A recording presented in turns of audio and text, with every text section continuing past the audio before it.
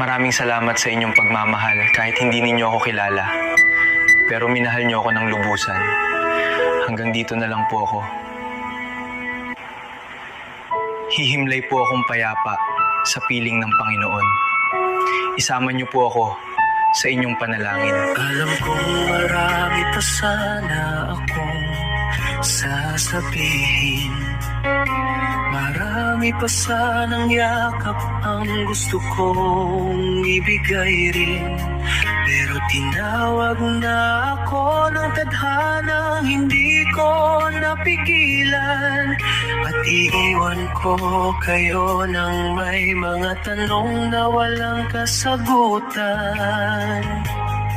Kapag tumulo ang luha sa inyong mga mata, sana'y maalala niyo rin ang